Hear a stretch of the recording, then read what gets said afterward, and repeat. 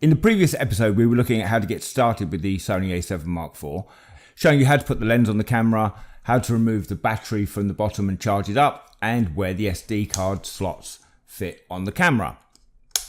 What we're going to do in this episode is take a look at what the buttons on the top and the back of the camera actually do. There's an awful lot of buttons on here, awful lot of choices, and it can get quite confusing. You probably won't use all of them when you're using it, but it's good to know exactly what they do anyway. So let's start at the front of the camera. As we showed in the last episode, there's a button down here, and that's for adding and removing the lens. We'll do that. Let's add the lens on again while we're here, just to show you one more time. So we have our lens. There's a white dot on the edge of the camera there, and there's also a white dot on the lens there. Line those two up together. Turn until it clicks, and now the lens is firmly on the camera. To remove it, push the button and do the reverse of what you just did. So push the button, rotate the lens, lift it off. While we've got that off, there you can see our full frame sensor, 33 megapixel sensor in the camera. If we turn the camera off, our shutter will come down in front of the sensor, protecting it there. So I'll put the lens back on so we can see what the functions are. Let's go right from the beginning now. So at the top here, we have our on-off switch. So we turn it like that, from off to on. You can hear the click and the camera turns on. So now the camera is on and powered up. I'm going to open up the screen so we can actually see what each of the dials do here. Now we have a dial at the front here, and it sits right where, when you're holding the camera, just where your index finger fits, so you can move it very easily like that. So this is to adjust your aperture, and you can see here on the screen we have the aperture value, f9 there. As I move the dial with my finger, it goes up and down the aperture value as you move the dial. So that's the front dial there where your index finger is. Also on the on-off switch here is your shutter button.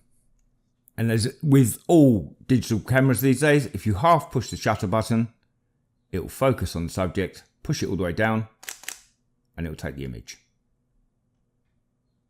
So half push gives you focus, push it all the way down, take the photo.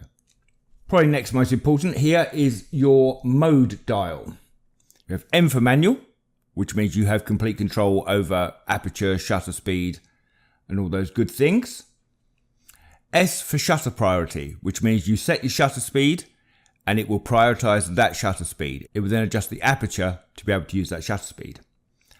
A for aperture priority, which is the opposite. It will hold on the aperture you wish to have and adjust the shutter speed to compensate for that. P is program, which allows an automatic function, but you do have control over your shutter speed and aperture. You can change either of those.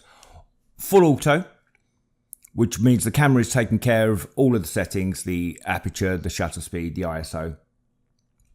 And then you have three custom modes. So if you want to set up your own custom mode that you like with the camera, you can set those and program those through the menu. So you can have 1, 2, 3 customized modes for the camera for yourself. I'm going to go back to manual and hold it there. Under that dial, as you can see here, we have a secondary dial. There's a little switch at the top here that has a lock button on it. So you have to push and hold that lock button down to be able to turn it. The first symbol there is for images. Second symbol there is for video. And the third symbol there is S and Q, which is for shooting in slow motion or time lapse. So slow and quick is the two options there.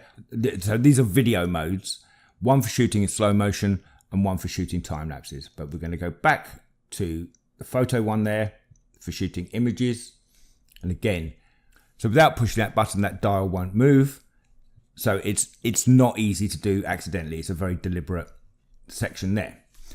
Next on the top, we have our red button here, which will take you straight into video mode. That will allow you to start shooting video. You can set up the quality of the video within the menu, which we'll look at in a later episode, but this is your video start and stop, the red button here. We have two more dials here. We have the rear thumb dial. So you have the one on the front with your index finger, which does your aperture, and the one on the rear here adjusts your shutter speed. So you can see here, as I move the dial with my thumb, the shutter speed here is increasing. Go the other way, decreasing. So that's how you adjust your shutter speed. So between the two dials, you have the one on the thumb at the back for your shutter speed and the one on the front with your finger for your aperture. So that's those two there.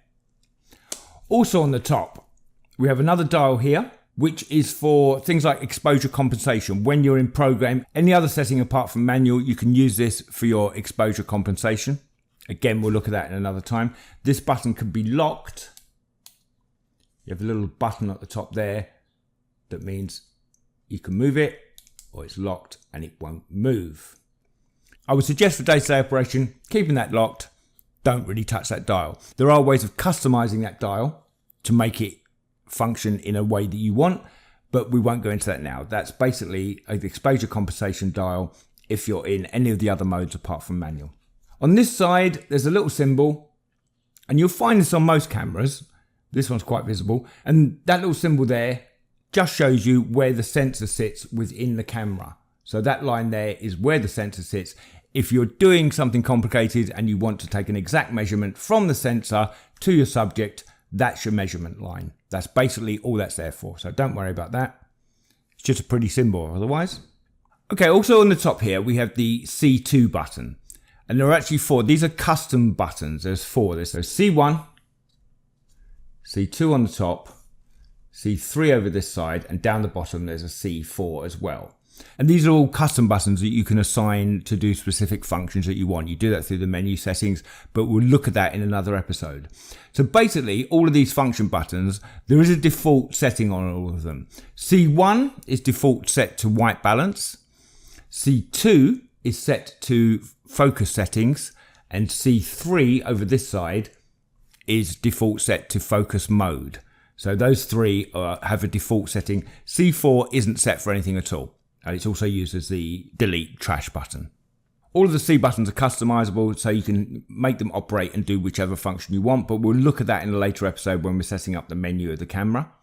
The only other thing on the top here is our hot shoe, which will take a speed light or remote triggers to fire studio lights, but that's the only other part that we have on the top there. So that's given you a basic overview of what all the buttons on the top and the front of the Sony A7 IV actually do.